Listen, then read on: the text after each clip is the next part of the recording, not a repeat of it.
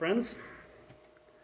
Coming to you live from a basically empty basement that should be getting walls and actual electricity, so I don't have to run all of my shit off of 2 extension cords which I've been doing for 5 years. Yeah.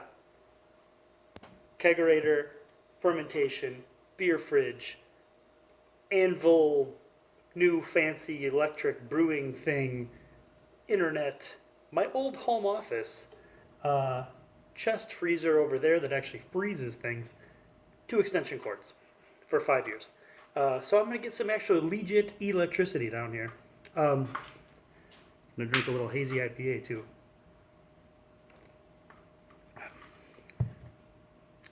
It's coming into its own now. It's been in the keg a little while. Here comes the dog. Yeah. So that's been in the keg for a while. There's a bunch of keg hops in there with it, reversed keg hopper style. And it was just too damned harsh for a long time. But it is mellowing now. Some real orange notes coming out of that. Some things I'm going to change for the next round of hazy IPAs. Like perhaps carbonating them. This beer actually is really well carbed. I got my SJ Pour round 2 feedback. It turns out you should carbonate your beer. It's weird, I know. I've watched a few reviews so far of my beer in the second round, which I was really happy with. The keg actually just died, that far into a glass. I was going to pour one and prove that I can put bubbles inside a glass of beer. Yeah, I started watching reviews because I'm really pretty happy with that beer. There's some things I'd tweak. It's a little tiny bit too bitter, but all in all, it's pretty close. And I was happy with it in the first round. It was a little undercarb in the first round, so I tried to bump it up for the second round. And then I watch Hoover's review, and he basically looks at it sideways, and the cap fell off.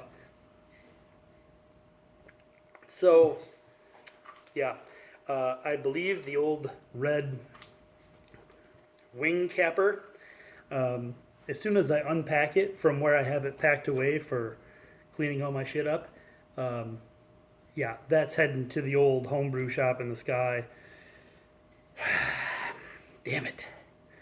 Got the reviews back. I finished 8th place in my region, and I thought, 8th place? I mean, I didn't think I was going to win. I didn't think I was going on. There were beers definitely better than mine. But I thought I could hold my own, and I got smoked because there's no bubbles in my beer, and I believe that is probably because of the capper. I just don't think my caps were tight. Nothing leaked, which is cool. So it was, it was nice enough to keep the beer inside the bottle, just not any of the carbonation. So what are you gonna do? So as far as brewing goes, right here in the fermentation fridge, which actually I'll give you a little twist around here. There's all my freezers, some kegels. If anybody wants to buy some kegels, they are now for sale. Yeah, that's all my stuff. The rest of the basin's basically cleared out, so we can slap some drywall up in here, which will be nice. Sorry, little adjustment. Be nice to get some drywall down here, some actual walls.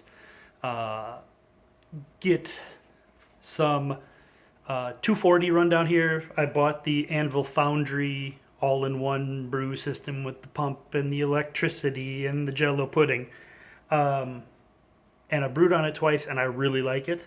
I'm not going to give up my burner in my fancy blue 5-gallon cooler because that thing has made too many beers that I've been too proud of. So there will always be room for both, but in the wintertime, when it is fucking cold here, I will be brewing inside, which will be awesome. So, yeah, in here,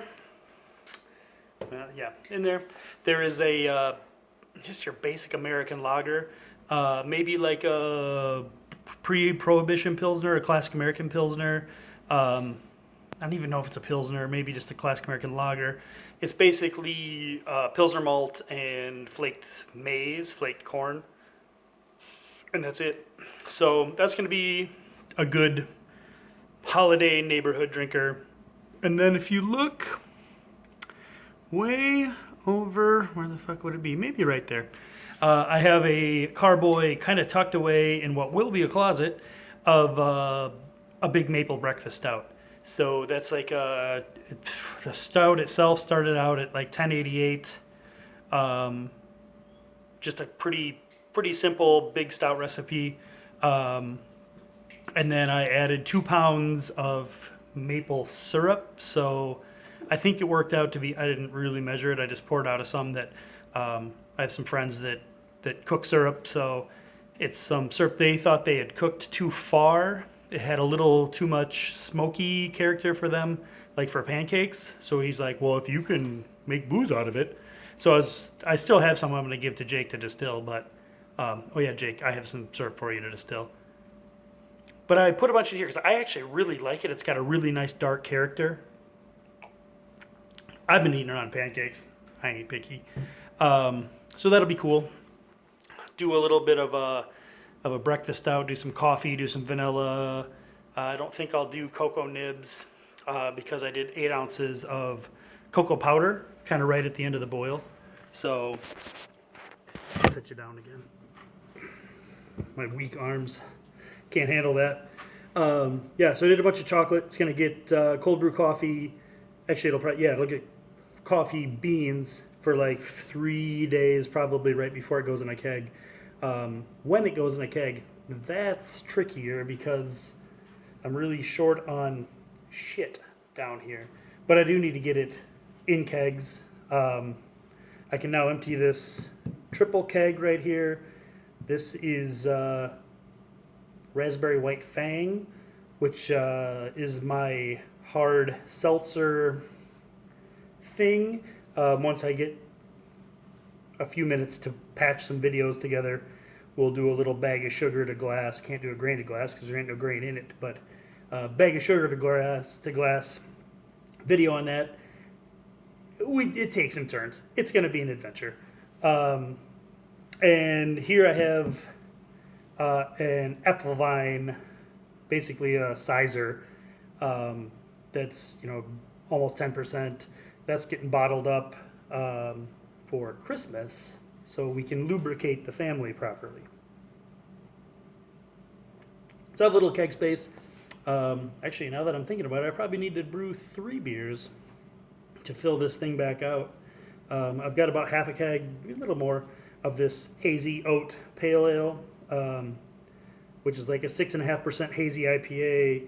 It's got flaked oats, it's got malted oats, it's got golden naked oats, and it has the roast oat malt from Breeze. So it's 4 different oats and some, I think Pilsner malt was the base malt in this. So it's really oaty. It's got a nice mouthfeel. It's a little too bitter for a regular IPA. It'd be probably underbittered, but for what I'm really digging in hazy IPAs right now, it's a little bit over bitter, but not much. So there you go with that. Yeah, so that's what I have going on. I'm going to learn to bottle beer.